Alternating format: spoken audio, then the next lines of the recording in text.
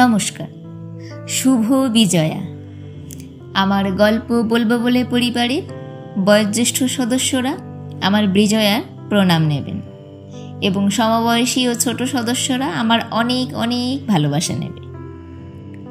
মায়ের বিদায়ে সত্যিই মনটা ভারাক্রান্ত হয়ে যায়, কিন্তু ওই যে তাও প্রকৃতির নিয়মে আমাদের ফিরতেই হয় রোজকার ছন্দে। তাই আবারও আজ চলে এসেছি আমি আপনাদের কাছে।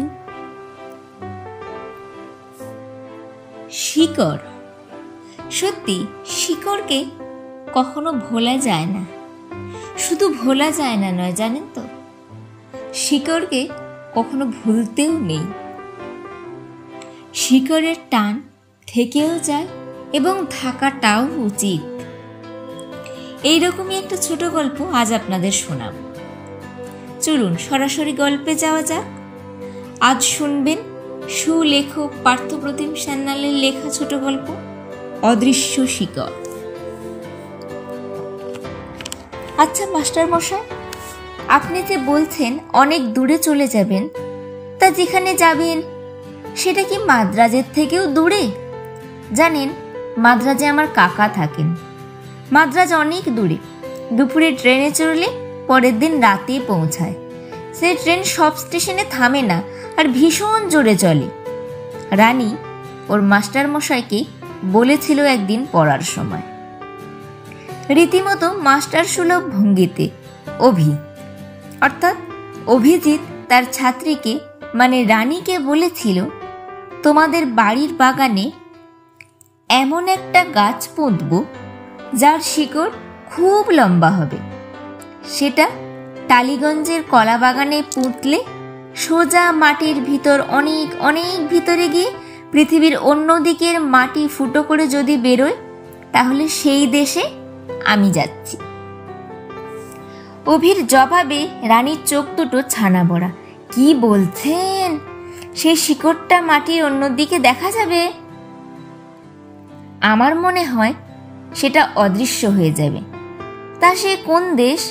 মাস্টার মশাইকে রানী জিজ্ঞাসা করল।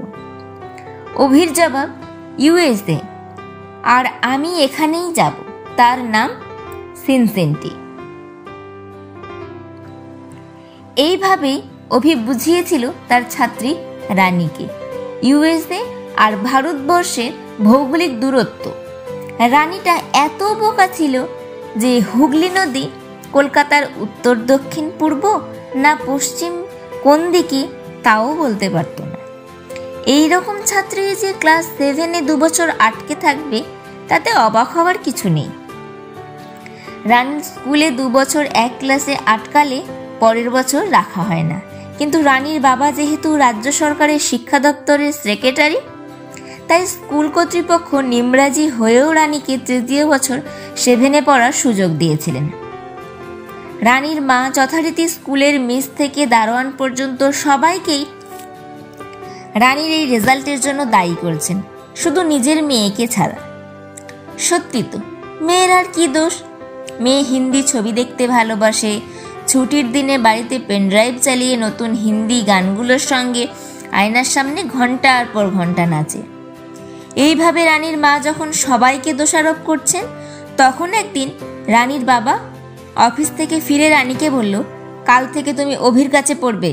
আমার বন্ধুর ছেলে অভিজিৎ লেক গার্ডেন্সে থাকে, CBSE-তে প্রচুর মার্কস পেয়ে প্রেসিডেন্সিতে ফিজিক্স অনার্স নিয়ে 3rd ইয়ারে পড়ছে, কলেজেও টপার, চেষ্টা করছে স্কলারশিপ নিয়ে বিদেশে মাস্টার্স ডিগ্রি করার। ওরকম একটা মাস্টার তোমার কাছাকাছি থাকলে তোমার মাথাটা একটু পরিষ্কার হবে। ব্যাপারটার শুরুটা এরকমই ছিল। যদিও এইরকম বড় লোকের আদুরে বোকাশোকা মেয়েকে পড়ানোর প্রস্তাবটা বাবা যখন অভিকে বললেন, অভি এক কথায় না বলে দিয়েছিল। কিন্তু অভির মা বললেন, কি বলছিস তুই? এডুকেশন ডিপার্টমেন্টের সেক্রেটারির মেয়ে বলে কথা।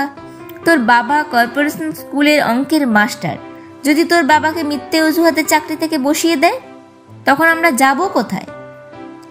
মায়ের এই কথার আর কোনো জবাব দেয়নি অভি। শুধু মাঝে মাঝে মাকে বলতো, আমার লেখাপড়ার সময়টা শুধু শুধু নষ্ট হচ্ছে, মেয়েটা কিছুই শিখবে না। রানীকে অঙ্ক করাতে করাতে মাঝে মাঝে অভি ধৈর্য হারিয়ে ফেলত।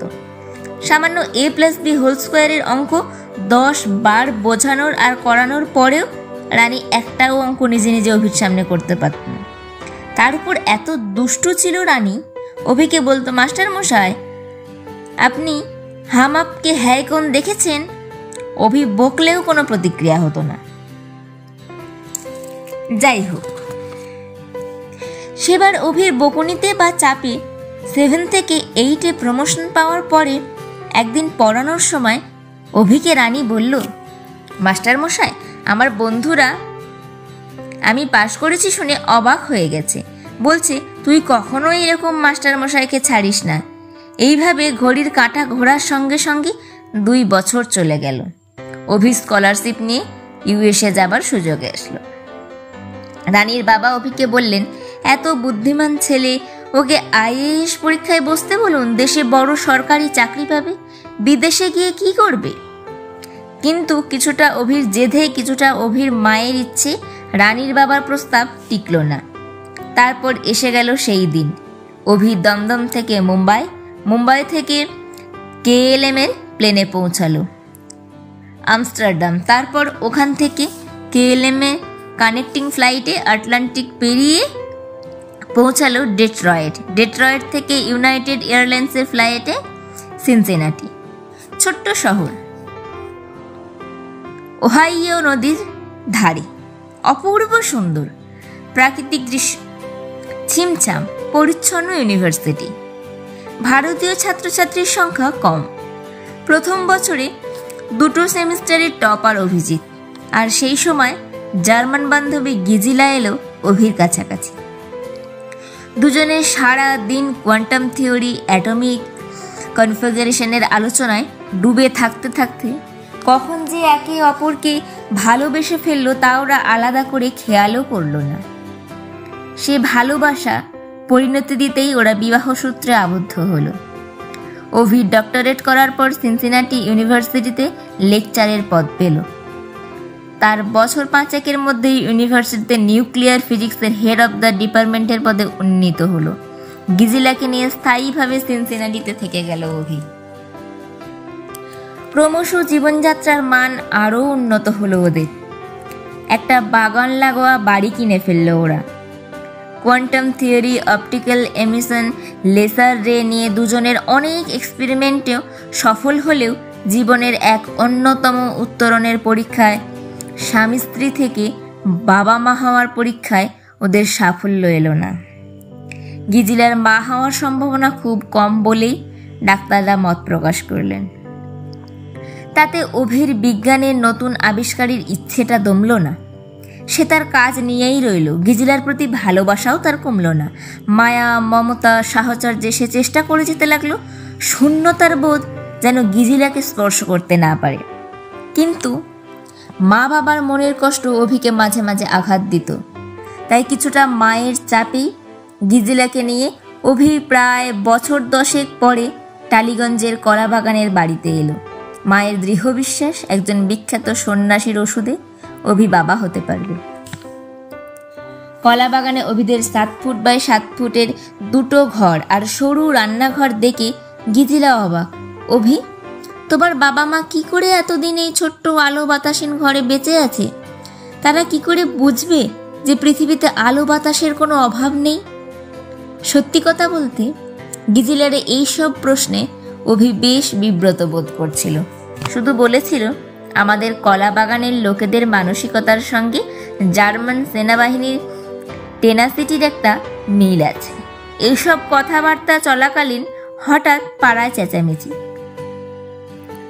রানীদের বাড়ি থেকে কান্নাকাটির আওয়াজ আসছিল। মা বললেন, অভি, গিয়ে দেখে আয় না একবার রানীদের কি হলো। এককালে তোর ছাত্রী ছিল, তোর একটা দায়িত্ব আছে। অভি কথা না বাড়িয়ে রানীদের বাড়ি পৌঁছালো। যা শুনল তাতে হতবাক। রানী নাকি সুইসাইড করতে গিয়েছিল। রানীকে পিজি হাসপাতালে নিয়ে যাওয়া হয়েছে। রানীদের আর্থিক অবস্থা খুব খারাপ। রানীর বাবা অনেক দিন আগে মারা গিয়েছেন। অভিকে দেখে রানীর মা বললেন, অভি, সারা দুনিয়ায় এত বড় বড় কাজ করলে, আর তোমার বোকা হাবা ছাত্রীটার দিকে তাকালে না? ওই দেখো, ওর 2 বছরের ছেলেটা মামা বলে কাঁদছে। রানীর ওপর শ্বশুরবাড়ির লোকেরা, এমনকি ওর বড়, এত অত্যাচার করত যে সহ্য করতে না পেরে মেয়ে আমার বিষ খেয়েছে। এখন রানীর কিছু হলে এই ছেলেটাকে নিয়ে আমি কি করব বলতে পারো? কান্নায় ভেঙে পড়লেন রানীর মা। একটা ট্যাক্সি নিয়ে কিছুটা হতবুদ্ধি অবস্থায় অভি পিজি হাসপাতালে পৌঁছায়। তারপর পাড়ার ছেলেদের সাহায্যে রানীর বেডের কাছে যখন পৌঁছালো, রানী তখন কোমায় আচ্ছন্ন। রানীর বেডের পাশে যে ডাক্তারবাবু দাঁড়িয়েছিলেন, পাড়ার ছেলেদের গুঞ্জনে তিনি বুঝতে পারলেন অভি রানীর ছোটবেলার মাস্টারমশাই। চশমার ফাঁক দিয়ে অভির দিকে তাকিয়ে তিনি বললেন, আপনি পেশেন্টের মাস্টারমশাই? পেশেন্ট তো শুধু বলছে, মাস্টারমশাই আমাকে ছাড়বেন না, আমি সব পরীক্ষায় আপনাকে দিয়ে পাশ করব, থাকুন একটু, যদি আপনাকে কিছু বলে ডাক্তারবাবু চলে গেলেন। রানীর বেডের সামনে অভি কতক্ষণ দাঁড়িয়েছিল জানে না। হঠাৎ মনে হলো রানী যেন চোখ খুলে তাকে দেখতে পেয়েছে।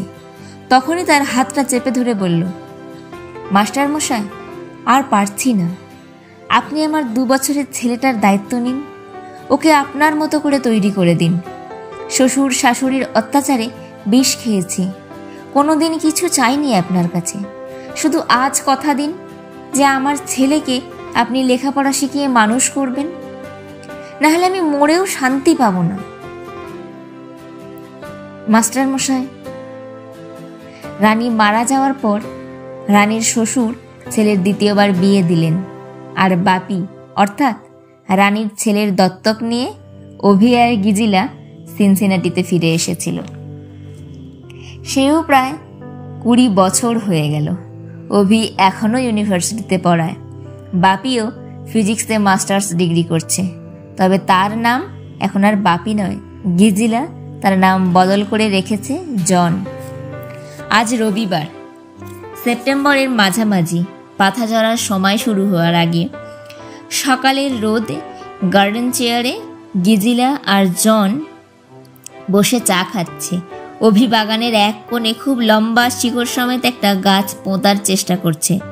জন বাবার কাছে এসে বলল, খানিকক্ষণ বাবার মাটি খুঁড়ে শিকড়টা ঢোকানোর চেষ্টা দেখে বাবাকে জিজ্ঞাসা করলো, ড্যাড কি করতে চাইছো? অভি হেসে বলল, আমি এই গাছের শিকড়টা মাটির এত গভীরে পুঁতে দিতে চাইছি যাতে মাটির তলা দিয়ে পৃথিবীর আর এক প্রান্ত পর্যন্ত এটা বিস্তারিত হতে পারে। জন কিছুই বুঝতে পারল না।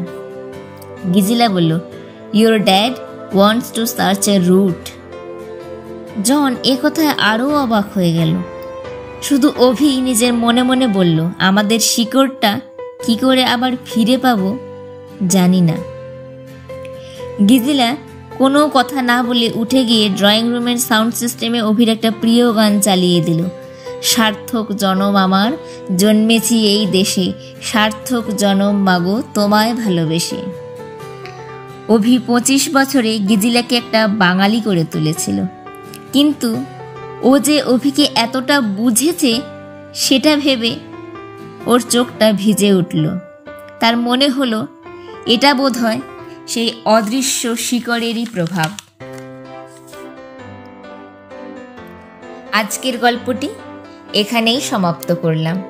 গল্প বলবো বলের সাথে আমি সঞ্চিতা ছিলাম এতক্ষণ আপনাদের সাথে। সত্যি নিয়তির কি নিষ্ঠুর পরিহাস! যে ছাত্রীকে কখনো পড়ানোর দায়িত্বই নিতে চাননি, আজ তার সন্তানের সারা জীবনের দায়িত্ব নিল, তাও নিজ পরিচয়। যাই হোক, গল্পটি কেমন লাগলো অবশ্যই কমেন্ট করে জানান। গল্পটি ভালো লাগলে একটি লাইক করবেন ও সকলের সাথে শেয়ার করবেন। চ্যানেলে নতুন হলে এইরকম আরও নতুন নতুন গল্প শোনার জন্য চ্যানেলটি সাবস্ক্রাইব করবেন। আজকের মতো বিদায়, কথা হবে আগামী রবিবার নতুন কোনো গল্প নিয়ে। ততক্ষণ সকলে ভালো থাকবেন, সুস্থ থাকবেন, সাবধানে থাকবেন। শুভরাত্রি।